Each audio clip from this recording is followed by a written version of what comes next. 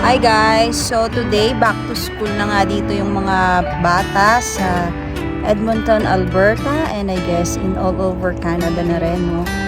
So ngayon, nag-aantay po ako ng aking bus. I'm going to the school of my kids to verify yung application ko. So yung ginawa ko to apply is online lang, but I just want to make sure kung kamusta ba yung application, kung natanggap na ba nila. So I want to check.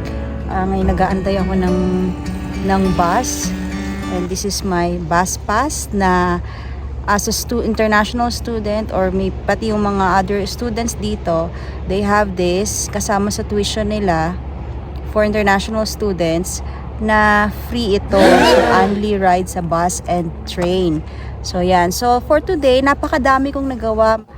Unang-una, natapos na namin yung lease agreement ng aming bahay. Gawa ko na rin yung application ng aking mga kids kasi kailangan ng proof of residence. So, kailangan nilang malaman yon. At natapos ko din yung aking electric sign up. So dahil hindi kasama sa aking pag-uupa yung electricity, ay naka-separate bill siya. So yan. So yun yung tatlo kong nagawa, at yung enrollment ng mga kids ko na 4, parating na sila next week. So nag-start na rin tayong mag-countdown. Yan. So meron nga lang akong gustong sabihin sa inyo maya-maya guys. So baka dumating na kasi yung bus ko eh. Bye!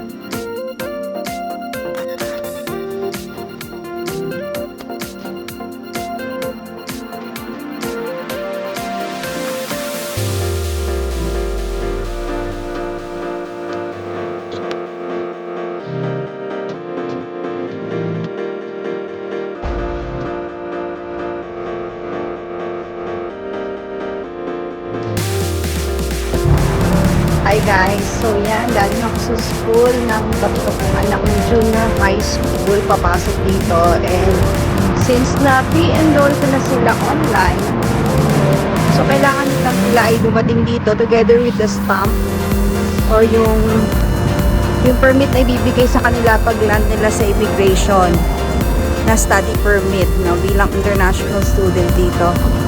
At yun nga,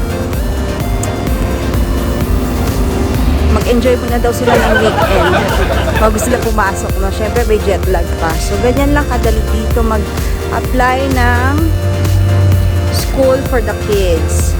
Yan. So next putahan ko naman yung school for the ate because she's in high school already. So i-check ko lang. See you guys! So uwian na ng mga students ngayong 3:10, kaya daming tao sa bus station kasi ito ay mga high school students. So Catholic school kasi yan. So doon ako sa sa public school pupunta for our ate.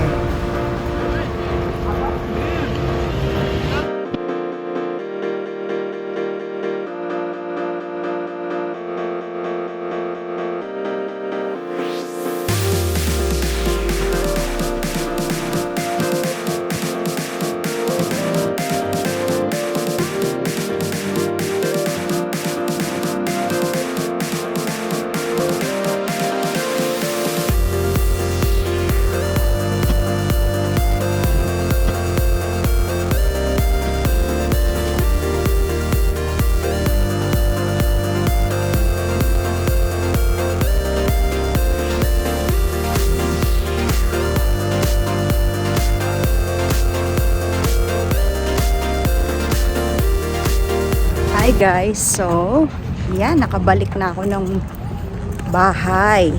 Pero medyo nagugutom na ako, kakain muna ako pagbalik sa bahay.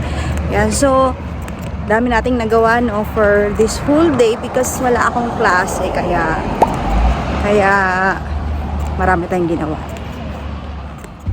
Hi guys! Welcome back to Jill in Can. So for today's video, nandito po tayo sa aking favorite spot, ang field na ito. Yay! Yan, so tapos sa dami kong nagawa today, tulad nga ng nasabi ko, tapos na yung lease agreement ng aming titirahan, ng aming lilipatan. Natapos ko na rin yung electricity sign up. Kaya yung dalawang yon ay kailangan ko para maka-enroll ko yung mga kids ko sa school dahil requirements yon para sa yung proof of residence, kung saan ka nakatira, tsaka yung proof of identity na rin.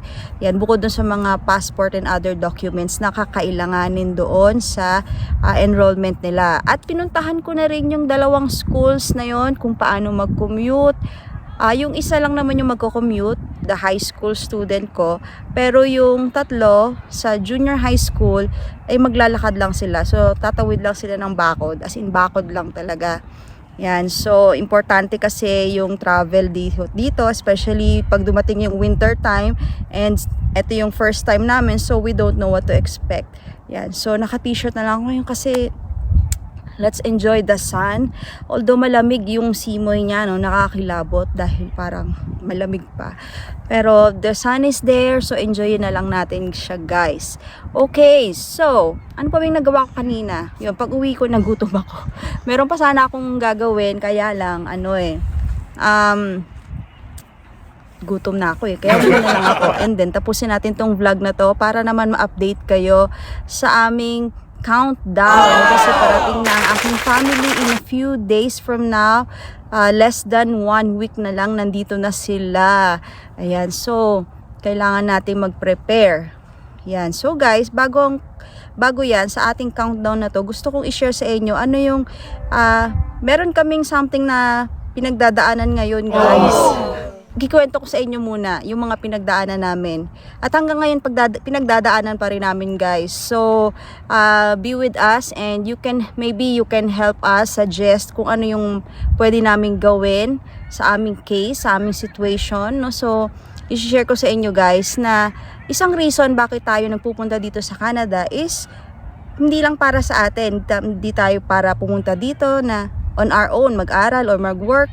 Tapos, katulad ng ibang bansa na OFW, you cannot bring your family here. Tapos, makapadala ka na lang ng pera. Canada is not like that. We chose Canada.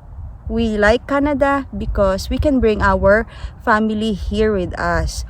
So, kaya ito ang pinili namin para sama-sama pa rin kami kahit na nasa ibang bansa tayo. So, ayan. So, ang aming application, dahil kami ay family of 7. If you can see in my profile picture, yan. So, meron po akong 5 children. Yes, 5 children po yan. I have 17, 16, 13, 12, and a 3-year-old daughter. Yan. So, sa IRCC, yung portal nila, ang application or ang family member na pwede mong i-add, plus you, the main applicant, ay up to 5 family members. So, bali total of 6 only yung application nyo. So, dahil ganito, nung nalaman ko na 6 lang, ano kayang gagawin ko? Nag-research ako, as usual, being a DIYer, no, i-research natin kung ano yung pwede natin gawin. Ni-research ko yan. Paano kaya ito magiging 7? 6 nga lang. Paulit-ulit kong ginagawa ito, 6 pa din. Hinanap ko yung isang site nila, hindi naman siya pang family. Yan. So nag-research ako. I asked yung mga big families dun sa group kung paano ginawa nila. I sent PMs to them. Pero ang sagot nila, nag-agency sila. And we don't have extra funds for agency. Dahil ang agency ay per head kasi yung charge nila doon. So, masyadong malaki kung mag-agency pa kami dahil 7 nga kami. So, dahil nag-agency sila, which we cannot do at that time, or hindi talaga namin choice yon na mag-agency, nag-isip na lang kami ng way, kasi bakit yung mga iba,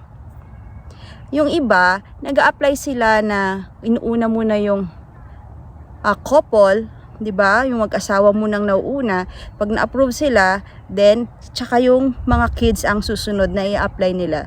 Tapos sabay-sabay din sila aalis. 'Yon. So pwede 'yon. At sa aming paraan, naisip namin na dahil 6 yung pwede, at yung 4 naming kids na older kids ay papasok din sila ng school. So sila yung kasama namin sa unang application. It's me, the student applicant, my OWP o ang aking open work permit partner or husband, at ang aking 4 student permit minor. Yan, so total of 6. So dahil naisip naman namin na ang aming baby ay ang kanyang visa ay TRV or temporary resident visa, ay magiging simple lang naman kasi baby siya, di ba? At so ibig sabihin, pag napasa namin na kung ilan kaming 6 ay mapasa namin, then ibig sabihin, kung nagawa namin na mapasa kami, it would be easier for the baby na makapasa din. Kaya ginawa nga namin yan. At ito ang aming naging timeline. So in 35 days ay na-approve ang aming visa bilang family, excluding the baby. Yan. So dahil nga ito na nga ang nangyari, so it's about time, nung na-approve kami, it's about time na isunod na namin sa application ang aming baby na 3 years old. So, nung sinunod namin siya, right after, naka-prepare na yung mga documents, no? We use the same documents that we used doon sa ginawa namin. At ito yung kanyang naging first application. Sad to say, guys, na-refuse ang baby namin sa first application na ito. Yan, so, pero nagtataka ako, bakit kaya siya na-refuse? Sa purpose of visit niya. Wait muna, lilipat muna tayo. Masyado na lumiliwanag na naman yung araw.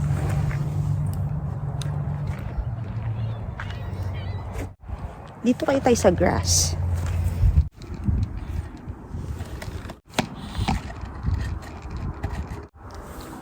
Ayan guys, so side view naman tayo.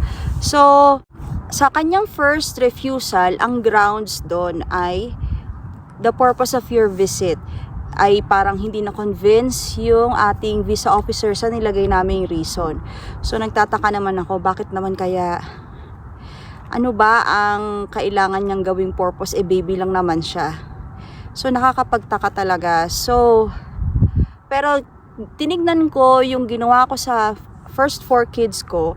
Sabi ko, baka walang pictures from baby, gano'n, na baka hindi alam na anak ko to. So, I added more pictures na nung baby pa siya, hanggang naging 3 years old siya, gano'n. Every milestone may picture para ma-identify na talagang baby namin siya. At inayos ko din ng konti yung letter niya, no. Hanap yung yung original letter. Yan, so inayos ko ito yung second letter niya. So dahil sabi ko, I'm confident na okay pa din to sa next application. Sobrang I feel confident dahil nga yung nalampasan ko yung application namin na napakahirap, napakamabusisi, yung mga SOP, mga letter of intent, and all the other things na meron doon. So, sabi ko, baka hindi ko lang nagawa yung katulad dun sa first application ng anak ko. Yung second application, I'm confident na ma-approve siya dahil nga na-improve ko na yung documents and everything, yung mga kailangan doon. So the second application, inantay namin. We are hoping na magiging okay siya, pero ito na naman yung sumagot. Ito na naman yung reply. Ito siya. So, medyo naiiyak na ako. Pagdating ng second refusal, Hindi ko na alam kung bakit. Kasi naging dalawa yung reasons of refusal niya. Una, yun pa din, purpose of your visit pa din ay hindi pa rin nasa-satisfy. Ano ba yung purpose of visit? At pangalawa, the length of your stay is, ito yun.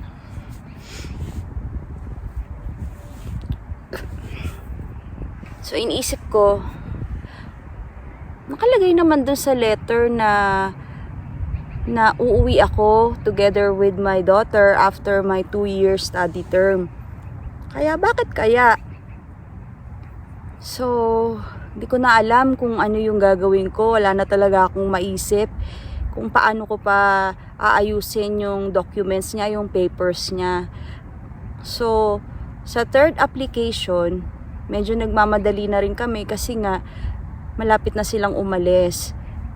Yan, so kasi ilang days yun, no? Mga 20 plus days for every response ng IRCC. Sa third application, so nag-post ako doon ang ginawa ko ay nag-post ako doon sa Facebook page ngayon as anonymous.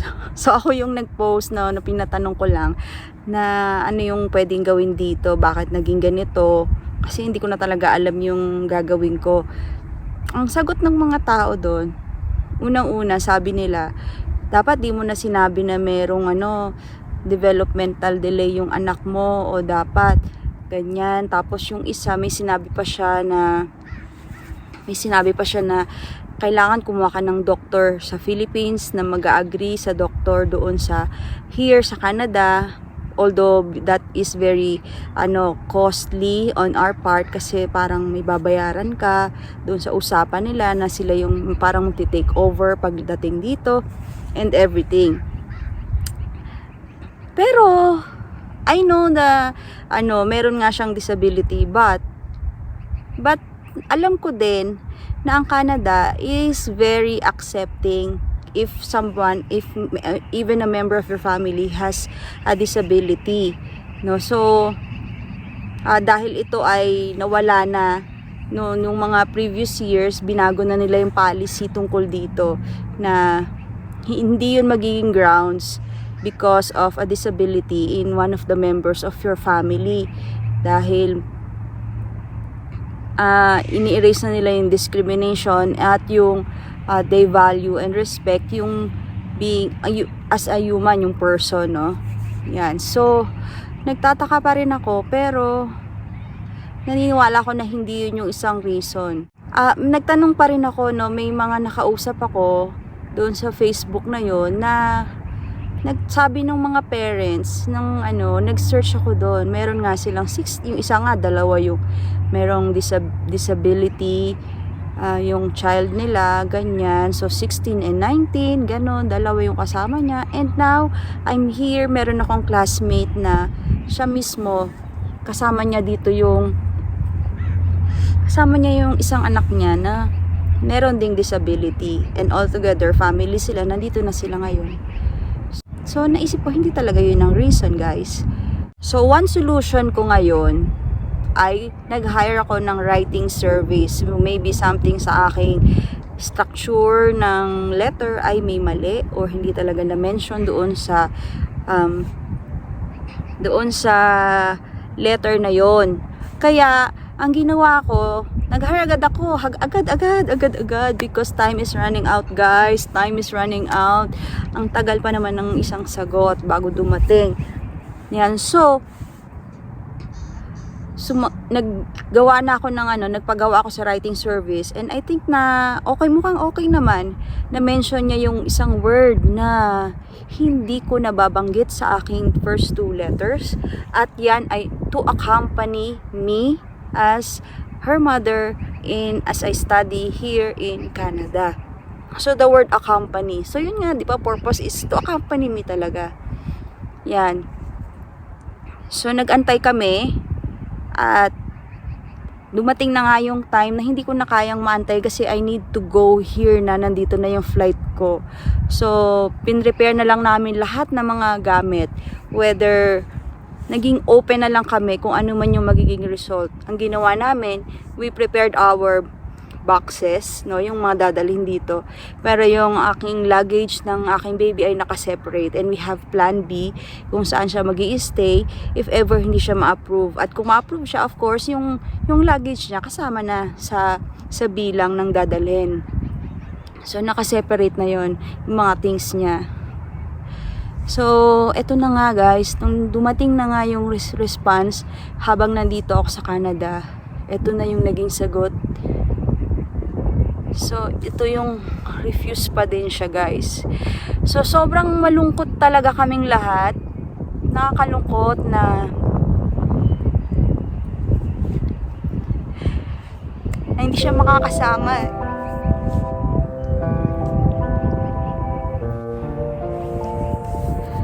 Tapos, diba, ano siya, yung 3 years old pa lang siya, yung gano'n. So, kasi nagvi-video call kami. Video call kami guys, no. So okay lang sa akin na na maging one month to wait for them, basta sila magkakasama ganyan. So okay na yun. Kaya lang yung malaman mo na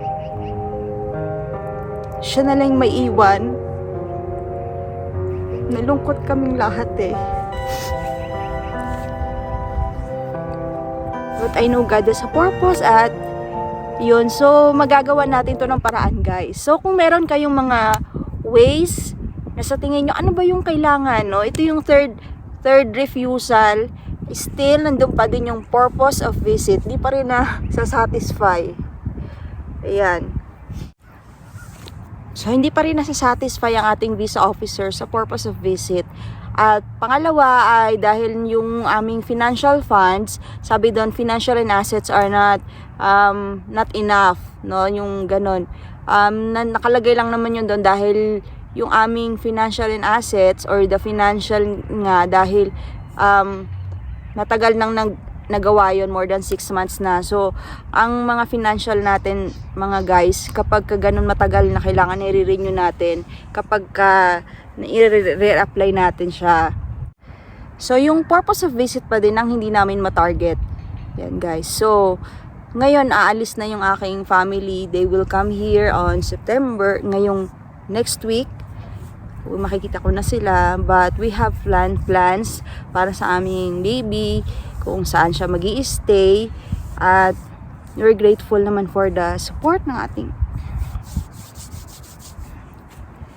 ating family members. One good thing guys, kagabi lang, meron kami nakausap na agency na refer sa amin. So this time talagang we need professional help kung ano yung gagawin namin. And marami naman silang nakita na mga flaws doon sa application na yon.